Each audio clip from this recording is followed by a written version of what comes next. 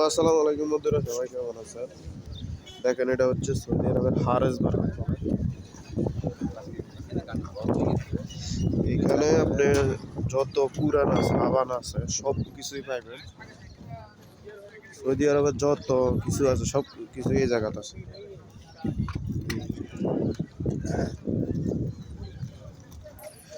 আর ওইটা হচ্ছে মসজিদ, সবাইকে নামাজ পড়তে আসে। আর সামনে এইগুলা বিক্রি করে।